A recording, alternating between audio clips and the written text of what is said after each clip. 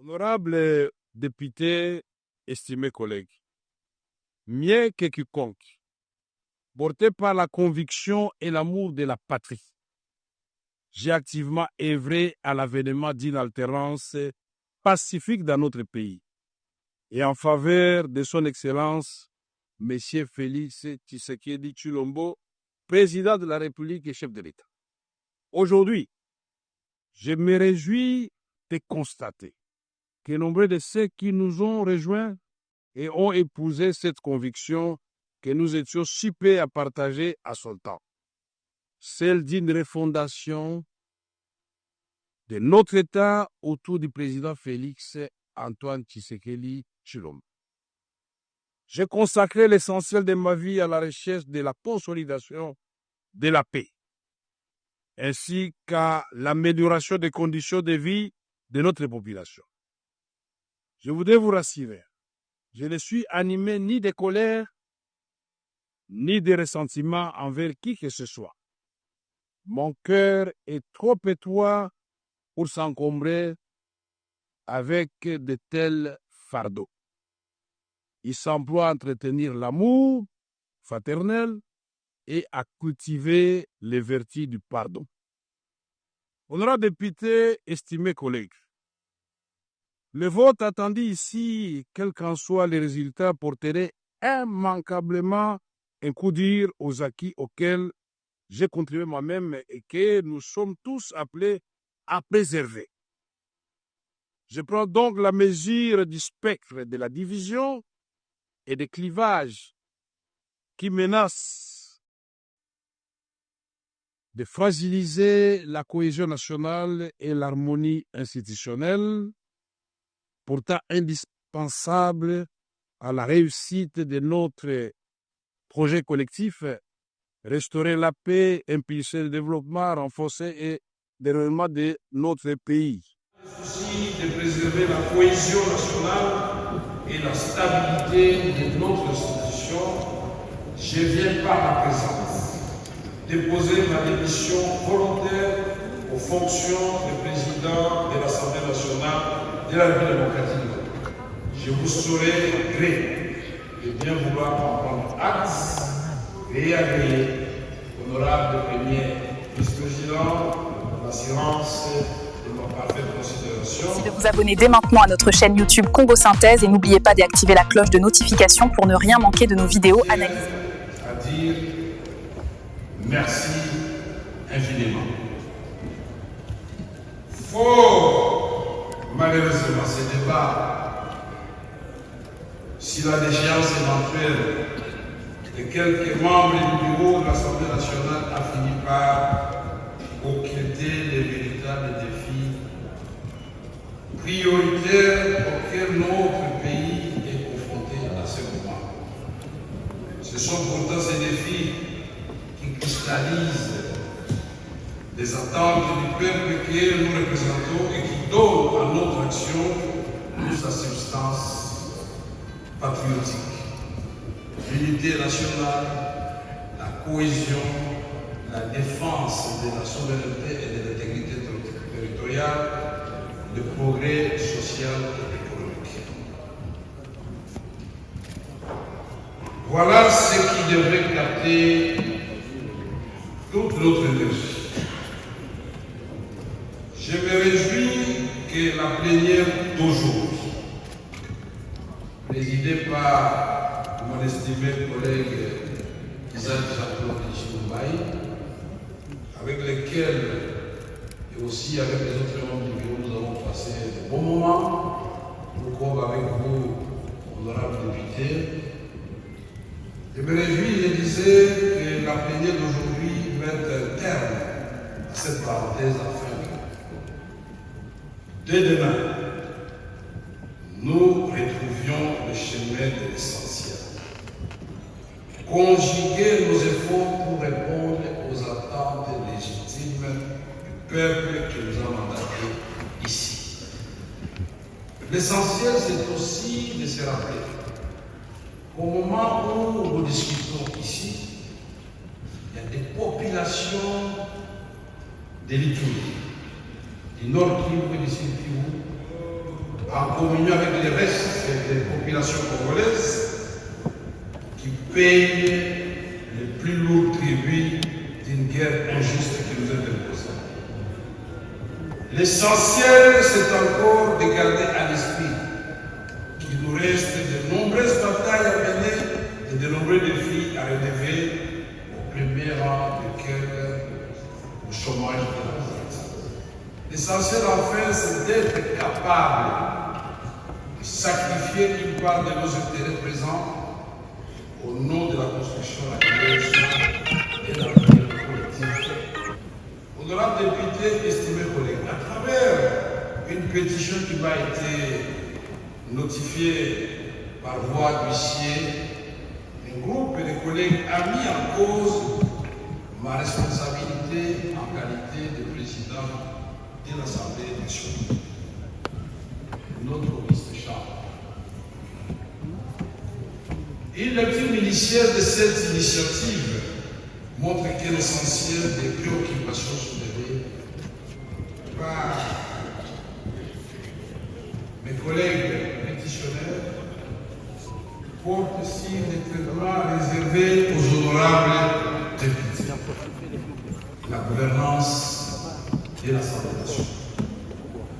Au nom du principe de l'élevabilité, auquel je suis profondément attaché, et qui constitue un fondement de toute société démocratique, je me suis soumis à cette procédure mise en place, comme l'a si bien dit mon petit frère et ami Peter Kazadi, président de la commission. Je me suis donc soumis à cet exercice et j'ai répondu à chacune des préoccupations des pétitionnaires. 19 septembre 2025 devant la commission spéciale et temporaire instituée à cet effet. Pièce contre pièce, j'avais promis au président de la commission, aux membres de la commission que le lendemain, j'amènerai 3 documents qui avaient demandé. Le premier document pour justifier tous les fonds d'avril 2024 jusqu'au mois d'août de cette année. Deuxième document, les règles générales pour la sortie des fonds. Et troisième document, c'était des preuves que cela a été fait comme cela. Ces documents ont été remis au président Sercellante devant les membres de la commission. Au terme de l'article 31 du règlement intérieur de notre chambre, la responsabilité d'un membre du groupe, y compris celle du président, ne peut être mise en cause que par l'initiative exclusive des députés nationaux. C'est-à-dire que les quorums de recevabilité liés au nombre de signatures ne peut être apprécié qu'à condition que la qualité de chaque signataire soit indiscutablement établie. Dans les cas contraires, par bon sens et par droit d'initiative, est frappé de l'illégalité et ne saurait produire aucun effet. Or, dans les cas présents, comme je l'ai relevé devant la commission, la pétition sous examen est entachée d'irrégularité. Le cas le plus flagrant réside dans le fait qu'elle n'est pas l'œuvre exclusive des députés nationaux. S'il vous plaît, Et des signataires, le numéro canadien. Oui. Non, président, j'ai souhaité que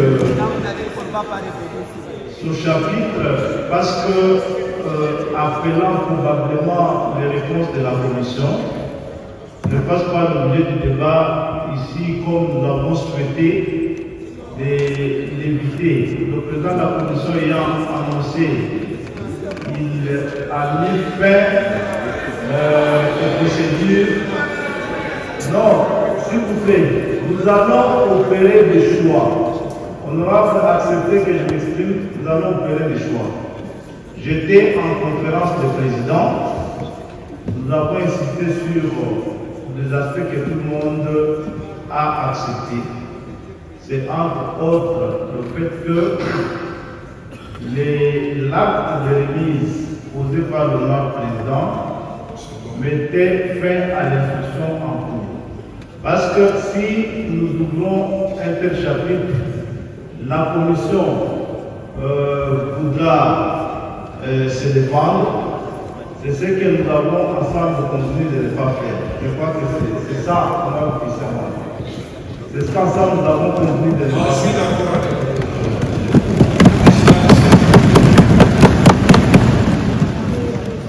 Donc, pour besoin de l'histoire, je remettrai quand même les textes. Merci beaucoup. Merci beaucoup. Si c'est pour créer la détente et l'atmosphère des familles dans la salle, je peux oublier toutes ces pages et passer à la page introductive de ma conclusion. Honorables députés, estimés collègues, bien que quiconque, porté par la conviction et l'amour de la patrie, j'ai activement œuvré à l'avènement d'une alternance pacifique dans notre pays et en faveur de son Excellence, M. Félix Tshisekedi Tshilombo, président de la République et chef d'État. Aujourd'hui, je me réjouis des constats que nos relais qui nous ont rejoints et ont épousé cette connexion que nous étions super à partager à ce temps. Celle d'une refondation de notre État et du président Félix Tshisekedi Tshilombo. J'ai consacré l'essentiel de ma vie à la recherche de la consolidation de la paix, ainsi qu'à l'amélioration des conditions de vie de notre population. Je voudrais vous rassurer, je ne suis animé ni de colère, ni de ressentiment envers qui que ce soit.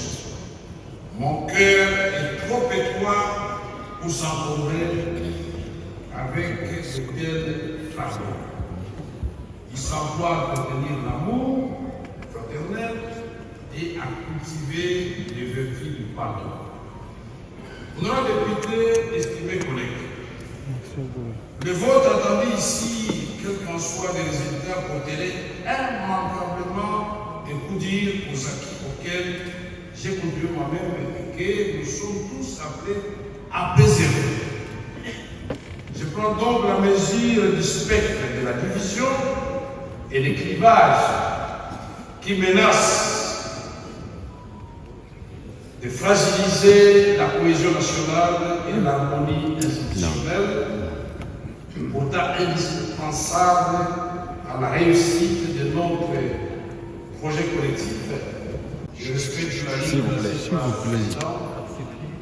Et nous avions aussi au revoir. Honorables députés, estimés collègues, à vous, j'estime mon amour fraternel et ma gratitude sincère pour les moments partagés au service de notre beau pays. À toutes celles et ceux qui ont apporté je dis merci. S'il vous plaît, on a besoin de suivre, sinon on va arrêter le discours. Sachez que vous pouvez toujours compter sur moi. Je vais également m'adresser à nos collègues fonctionnaires. Merci à vous. Merci car au-delà de l'épreuve, il y a l'apprentissage. Chers frères et sœurs, ce qui nous unit est infiniment plus fort que ce qui nous divise. À votre démarche démocratique, j'ai apporté des réponses précises devant la commission spéciale et temporaire. Je n'ai aucun doute que notre lanterne à nous tous a été éclairée. Ma gratitude s'adresse aussi au personnel administratif et aux assistants parlementaires qui abattent un travail remarquable avec zèle et application. À celui qui me succédera, je souhaite plein succès dans la conduite de notre chambre. C'est ici le moment de vous annoncer, de confirmer effectivement ce que le président de la commission, Peter Kaz, a dit tout à l'heure. J'ai donc, en âme et conscience, décidé devant 110 millions de Congolais de considérer que ma petite personne ne doit pas bloquer une grande institution comme l'Assemblée nationale. J'ai donc décidé de déposer ma démission.